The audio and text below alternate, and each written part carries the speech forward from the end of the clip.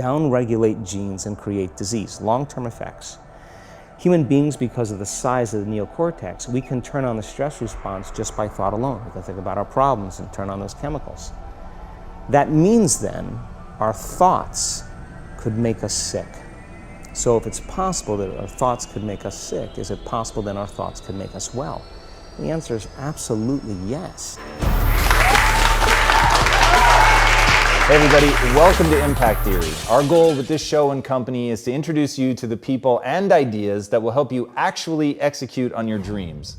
All right, today's guest is a New York Times best-selling author and one of the most sought-after speakers in the world. He's lectured and given advanced workshops in more than 30 countries across 5 continents, all with the aim of helping people better understand and unlock the power of their mind.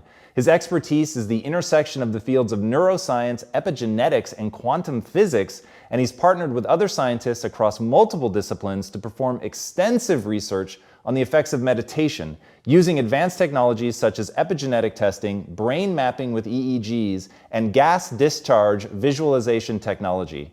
Through his work, he is endeavoring to help advance both the scientific community and the public at large's understanding of mind-derived health optimization, a topic he covered extensively in his groundbreaking book, You Are the Placebo. His teaching has had such a profound impact on the way that people perceive a wide range of brain-related topics around mindfulness and well-being that he's a faculty member at the Quantum University in Hawaii, the Omega Institute for Holistic Studies in New York, and the Kripalu Center for Yoga and Health in Stockbridge, Massachusetts. He's also an invited chair of the research committee at Life University in Atlanta, as well as a corporate consultant where he delivers his lectures and workshops for businesses. So please, help me in welcoming the man who has appeared in such films as Heal, People vs. the State of Illusion, and Unleashing Creativity, the author of the recent book, Becoming Supernatural, Dr. Joe Dispenza. Thanks for having me. Thanks for being here. So diving into your world and how you perceive the sense of self and the way that you marry science to the way that we form memories, the way that we live in a perpetual state of reliving our past and things like that. It's really, really incredible. And I want to dive into the whole notion of you sort of being a habitual construct. Like what is that? What is the habit of you? Well, a habit is a redundant set of automatic, unconscious thoughts, behaviors, and emotions that's acquired through repetition. A habit is when you've done something so many times that your body now knows how to do it better than your mind. So if you think about it, people wake up in the morning, they begin to think about their problems. Those problems are circuits of memories in the brain. Each one of those memories are connected to people and things at certain times and places. And if the brain is a record of the past, the moment they start their day, they're already thinking in the past. Each one of those memories has an emotion. Emotions are the end product of past experiences. So the moment they recall those memories of their problems, they all of a sudden feel unhappy, they feel sad, they feel pain. Now, how you think and how you feel creates your state of being. So the person's entire state of being when they start their day is in the past. So what does that mean? The familiar past will sooner or later be predictable future. So if you believe that your thoughts have something to do with your destiny, and you can't think greater than how you feel, or feelings have become the means of thinking, by very definition of emotions, you're thinking in the past. And for the most part, you're going to keep creating the same life. So then people grab their cell phone, they check their WhatsApp, they check their text, they check their emails, they check Facebook, they take a picture of their feet, they post it on Facebook, they tweet something, they do Instagram, they check the news, and now they feel really connected to everything that's known in their life. And then they go through a series of routine behaviors. They get out of bed on the same side, they go to the toilet, they get a cup of coffee, they take a shower, they get dressed, they drive to work the same way, they do the same things, they see the same people, they push the same emotional buttons, and that becomes the routine, and it becomes like a program. So now they've lost their free will to a program, and there's no unseen hand doing it to them. So when it comes time to change, the redundancy of that cycle becomes a subconscious program. So now 95% of who we are by the time we're 35 years old is a memorized set of behaviors, emotional reactions, unconscious habits, hardwired attitudes, beliefs, and perceptions that function like a computer program. So then person can say with their 5% of their conscious mind, I want to be healthy, I want to be happy, I want to be free. But the body's on a whole different program. So then how do you begin to make those changes? Well, you have to get beyond the analytical mind, because what separates the conscious mind from the subconscious mind is the analytical mind. And that's where meditation comes in, because you can teach people through practice how to change their brainwaves, slow them down. And when they do that properly, they do enter the operating system where they can begin to make some really important changes. So most people then wait for crisis or trauma or disease or diagnosis. They wait for loss, some tragedy to make up their mind to change. And my message is, why wait? And you can learn and change in a state of pain and suffering, or you can learn and change in a state of joy and inspiration. And I think right now, the cool thing is that people are waking up. That's really interesting. And where I found the deepest hooks into how powerful this can be for somebody is when you talk about trauma. And you've talked about how people experience a traumatic event, but they then basically rehearse it, and how that then has this knock-on effect. So what is that? Why do people find it so hard to get past trauma? Well, the stronger the emotional reaction you have to some experience in your life, the higher the emotional quotient, the more you pay attention to the cause. And the moment the brain puts all of its attention on the cause, it takes a snapshot, and that's called a memory. So long-term memories are created from very highly emotional experiences. So what happens then is that people think neurologically within the circuitry of that experience, and they feel chemically within the boundaries of those emotions. And so when you have an emotional reaction to someone or something, most people think that they can't control their emotional reaction. Well, it turns out if you allow that emotional reaction, it's called a refractory period, to last for hours or days, that's called a mood. I say to someone, hey, what's up? You say, I'm in a mood. Well, why are you in a mood? Well, I had this thing happen to me 5 days ago, and I'm having one long emotional reaction. If you keep that same emotional reaction going on for weeks or months, that's called temperament. Why is he so bitter? I don't know, let's ask him. Why is he so bitter? Why are you bitter? Well, I had this thing happen to me 9 months ago. And if you keep that same emotional reaction going on for years on end, that's called a personality trait. And so learning how to shorten your refractory period of emotional reactions is really where the work starts. So then people, when they have an event, what they do is they keep recalling the event, because the emotions of stress hormones, the survival emotions, are saying, pay attention to what happened, because you want to be prepared if it happens again.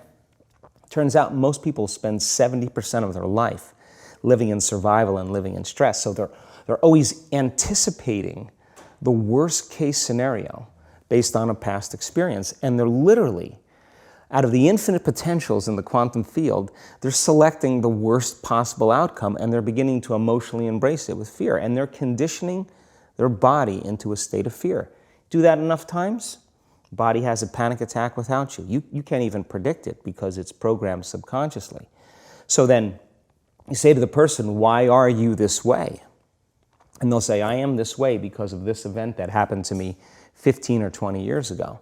And what that means from a biological standpoint is that they haven't been able to change since that event. So then the emotions from the experience tend to give the body and the brain a rush of energy. So people become addicted to the rush of those emotions, and they use the problems and conditions in their life to reaffirm their limitation, so at least they can feel something. So now when it comes time to change, you say to the person, why are you this way? Well, every time they recall the event, they're producing the same chemistry in their brain and body as if the event is occurring, firing and wiring the same circuits and sending the same emotional signature to the body.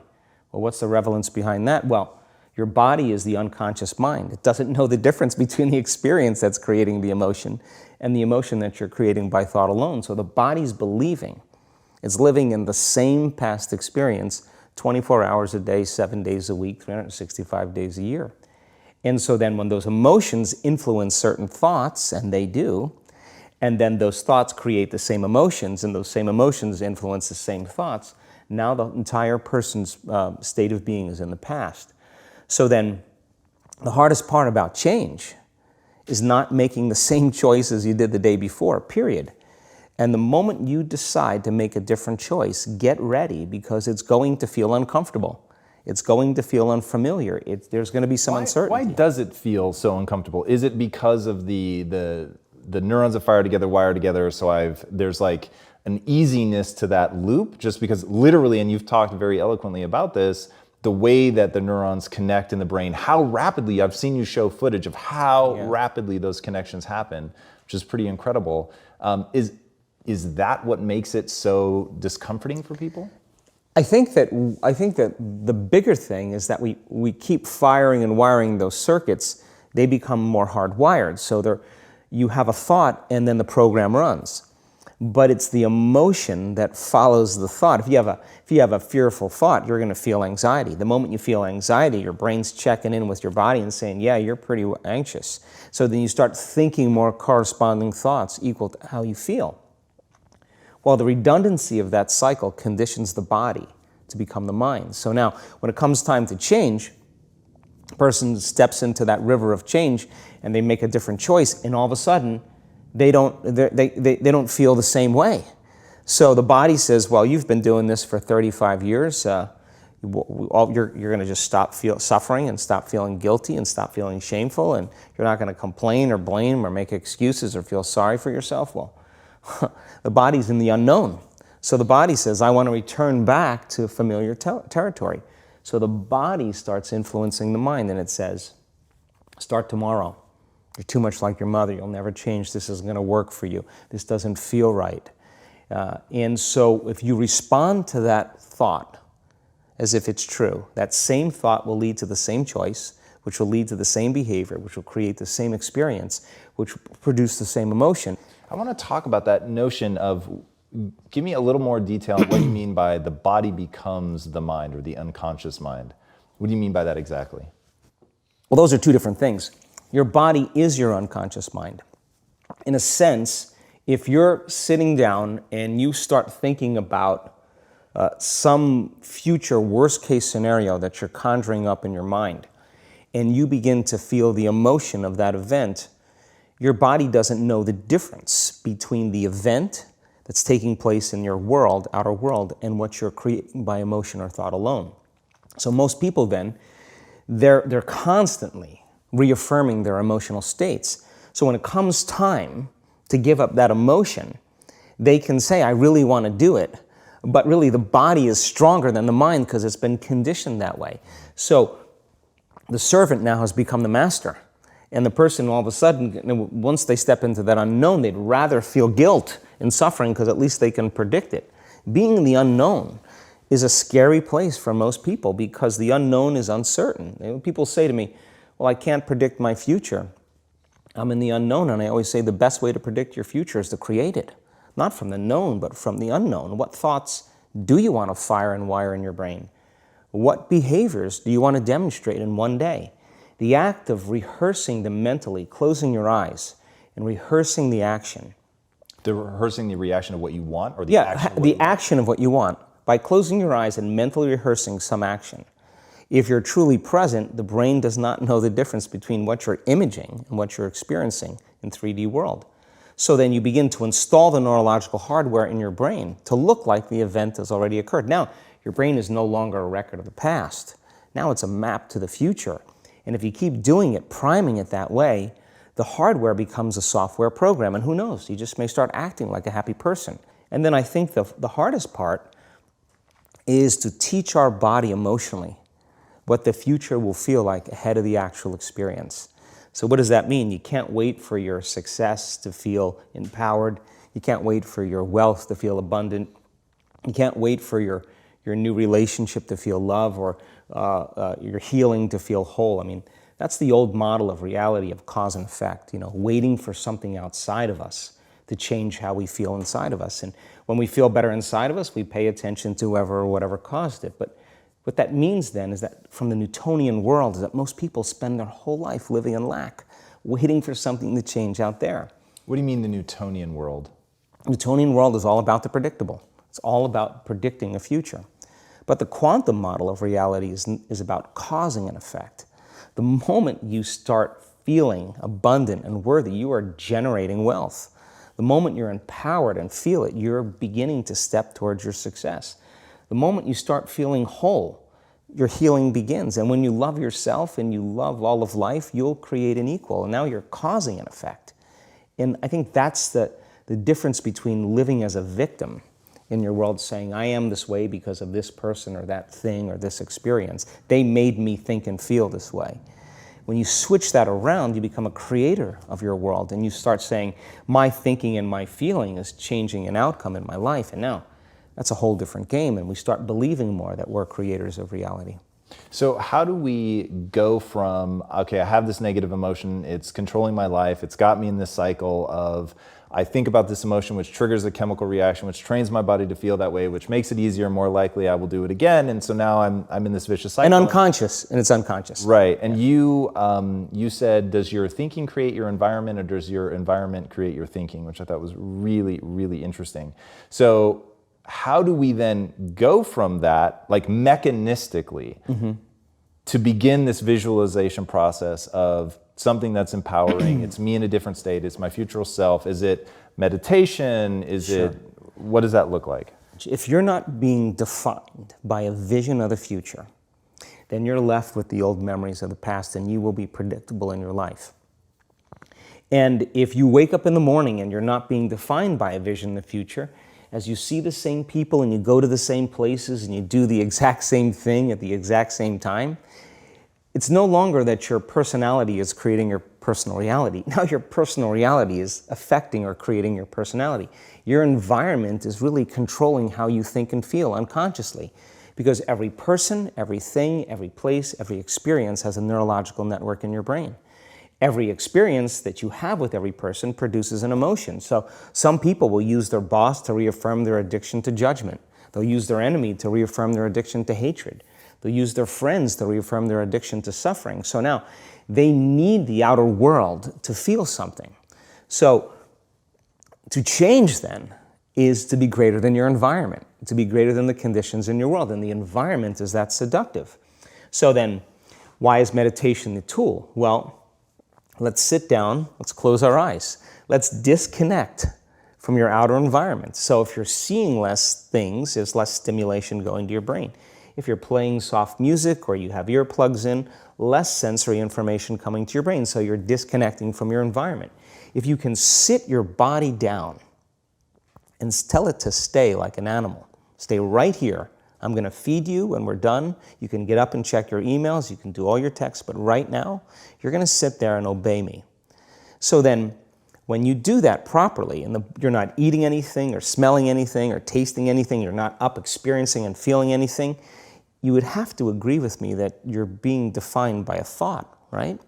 So when the body wants to go back to its emotional past, and you become aware that your attention is on that emotion, and where you place your attention is where you place your energy.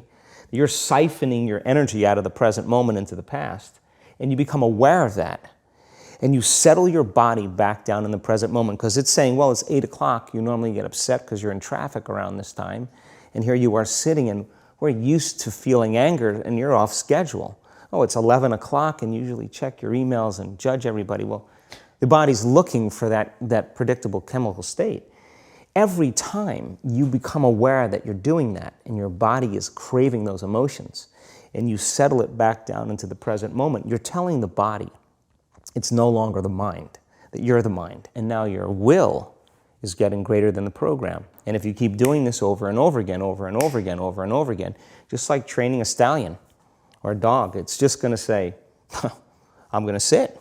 And the moment that happens, when the body's no longer the mind, when it finally surrenders, there's a liberation of energy. We go from particle to wave, from matter to energy, and we free ourselves from the chains of those emotions that keep us in the familiar past. And we've seen this thousands of times. In fact, we can actually predict it now on a brain scan. Yeah, I found that so interesting. Let's go a little bit harder on metacognition, the notion that you don't have to believe everything you think. I love the way that you talk about that. Yeah, we have a huge frontal lobe, and it's 40% of our entire brain. And most people, when they have a thought, they just think that that's the truth. And I think one of my greatest realizations in my own journey was, Just because you have a thought doesn't necessarily mean it's true. So if you think 60 to 70,000 thoughts in one day, and we do, and 90% of those thoughts are the same thoughts as the day before, and you believe that your thoughts have something to do with your destiny, your life's not going to change very much, because the same thought leads to the same choice leads to the same behavior creates the same experience, and the same experience produces the same emotion. And so then the act of becoming conscious of this process, to begin to become more aware of how you think, how you act, and how you feel, it's called metacognition. And so then, why is that important? Because the more conscious you become of those unconscious states of mind and body, the less likely you're going to go unconscious during the day. And that thought is not going to slip by your awareness unchecked, because it means to know thyself. The word meditation means to become familiar with. So as you become familiar with the thoughts, the behaviors, and the emotions of the old self, you're retiring that old self. As you fire and wire new thoughts and condition the body into a new emotional state, if you do that enough times, it'll begin to become familiar to you. So it's so important, just like a garden. If you're planting a garden, you got to get rid of the weeds. You got to take the plants from the past year and you got to pull them out. The rocks that sift to the top, that are like our emotional blocks, they have to be removed. The soil has to be tenderized and broken down. We have to make room to plant a new garden. So primarily, we learn the most about ourselves and others when we're uncomfortable. Because the moment you move into that uncomfortable state, normally a program jumps in. When that program jumps in, it's because the person doesn't want to be in the present moment and engage it consciously. So when you teach people how to do that with a meditative process, it turns out that when they're in their life, they're less likely to emotionally react. They're less likely to be so rigid and believe the thoughts they were thinking. They're more aware of when they go unconscious back into a habit, and that is what starts the process of change. And so we have to unlearn before we relearn. We have to break the habit of the old self before we reinvent a new self. We have to prune synaptic connections and sprout new connections. We have to unfire and unwire and refire and rewire. We have to unmemorize emotions that are stored in the body, and then recondition the body to a new mind and to a new emotion, like deprogram and reprogram. That's the act, and it's a two-step process. Yeah, I like the way that you call that out as an action. There was another thing that you said that I thought was really powerful about how insights themselves are essentially inert. They don't do anything. What then do we do with an insight? How do we take a breakthrough moment and make sure that it's not just a breakthrough moment? Like, I guarantee people watching right now are having like 100 aha moments. For sure, that was definitely the case for me as I was researching you. And when you said that, I was like, and that's the danger, that you have the aha and then nothing. Yeah, and it is a danger, because then people will shrink back into mediocrity, and they'll use the insight to excuse them from taking a leap. They'll say, yeah, I have a chemical imbalance in my brain. Yeah, my father was really overbearing. He was a perfectionist. That's why I am the way I am. People, they come up with stuff to excuse themselves. The insight is actually giving them permission to stay limited. And it's an amazing idea, because they'll say to you that they really want to get over their anxiety. But let's take your ex-husband, let's put him in a straitjacket, let's duct tape him and shoot him to the moon. Now what? I mean, what are you going to do now? You still have to make those changes. And so then when the person's enemy dies, or something shifts in their life, and that person's gone, they'll find another person to hate. This is just how we function as human beings. We just slide another reason to feel those emotions. So I think when people start to understand this, I think knowledge is power, but knowledge about yourself is self-empowerment. So how much of this is really learning to just bifurcate the world into, there's negative emotions that have negative neurochemistry associated with, and you said that in those states, if you're living in a perpetual state of stress hormones and things like that, illness is like a step away. And then just the other side of that is understanding, but there's this whole other side of positive energy, which happiness, joy, empowerment, whatever that neurochemical cocktail is, but that when you're on that side, your immune system is more likely to function well. Like, is that just sort of bringing it down to like a really base level? Is that sort of one of the big pieces? Well, let's talk about it in terms of survival or creation. As I said, 70% of the time, people live in stress, and living in stress is living in survival. Now, all organisms in nature can tolerate short-term stress. You know, a deer gets chased by a pack of coyotes. When it outruns the coyotes, it goes back to grazing and the event is over. And the definition of stress is when your brain and body are knocked out of balance, out of homeostasis. The stress response is what the body innately does to return itself back to order. So you're driving down the road, someone cuts you off, you jam on the brakes, you may give them the finger, and then you settle back down and the event is over and boom, now everything's back to normal. But what if it's not a predator that's waiting for you outside the cave, but what if it's your coworker sitting right next to you? And all day long, you're turning on those chemicals because they're pushing all your emotional buttons. When you turn on the stress response and you can't turn it off, now you're headed for disease because no organism in nature can live in emergency mode for that extended period of time. It's a scientific fact that the hormones of stress downregulate genes and create disease, long-term effects. Human beings, because of the size of the neocortex, we can turn on the stress response just by thought alone. We can think about our problems and turn on those chemicals. That means then our thoughts could make us sick. So if it's possible that our thoughts could make us sick, is it possible then our thoughts could make us well? And the answer is absolutely yes. So then, what are the emotions that are connected to survival? Let's name them. Anger, aggression, hostility, hatred, competition, fear, anxiety, worry, pain, suffering, guilt, shame, unworthiness, envy, jealousy. Those are all created by the hormones of stress. And psychology calls them normal human states of consciousness. I call those altered states of consciousness. So then we tend to remember those traumatic events more because in survival, you better be ready if it happens again. And when the survival gene is switched on, you could have 10 really great things that happen to you in your day. And you just have one bad thing that happens and you cannot take your attention off that unhappy thing because the survival gene is switched on. It's really interesting. How does epigenetics come into play in all this? Like, what's actually happening? You've talked pretty profoundly about proteins and like really at a deep level how we're signaling to our genetics to create these kinds of changes. What does that actually look like? Well, epigenetics, epi means above the gene. And many years ago, after the DNA helix was discovered by Watson and Crick, they said the blueprints of life, all diseases are created from genes. It turns out less than 5%, more like 1% of people on the planet are born with a genetic condition like type 1 diabetes or Tay-Sachs disease or sickle cell anemia. The other 95 to 99% are created by lifestyle and by choices. You can take two identical twins, exact same genome. One dies at 51, the other one dies at 85.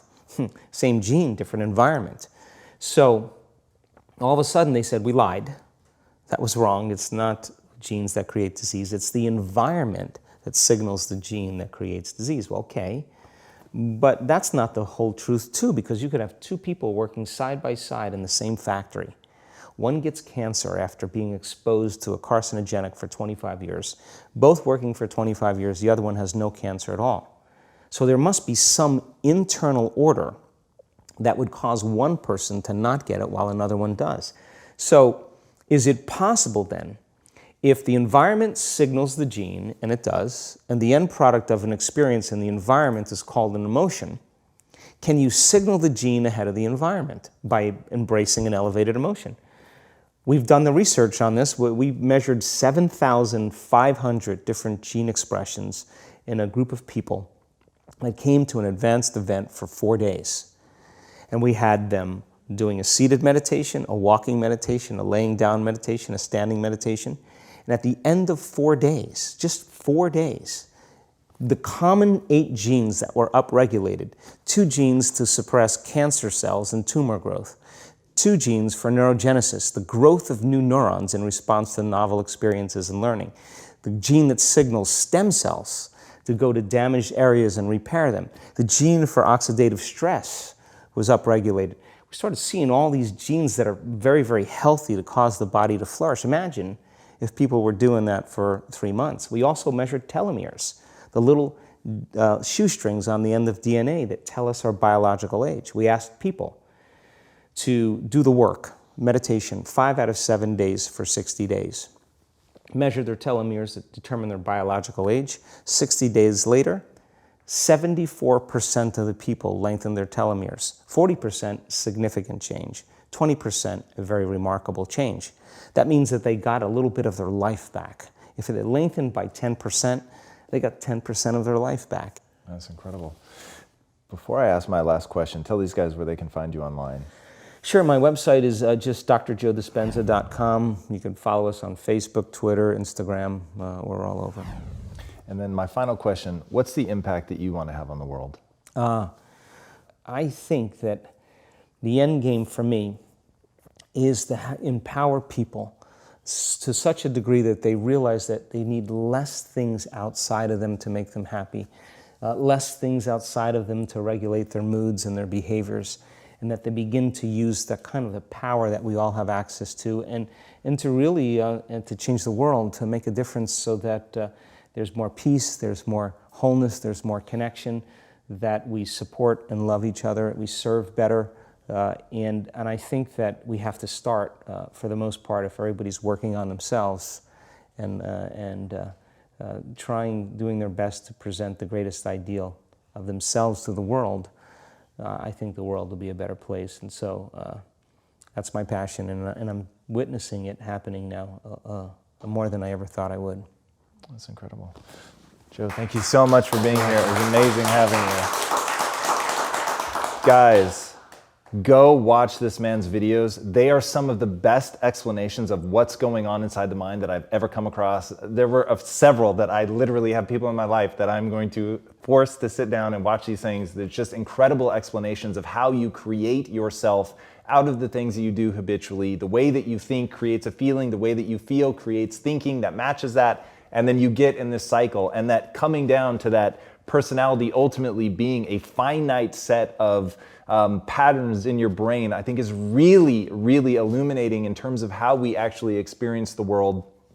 And I think when people understand that it's within your control, that you don't have to believe every thought that you think, that you can step outside of that you can leverage metacognition to think about your thinking and deconstruct it and decide what you want to think about and start focusing on that, and create an entirely different version of yourself that has new, elevated feelings, that's over on the side of the positivity, empowering yourself. I think it's really incredible, and he gets deep into the mechanistic stuff, which I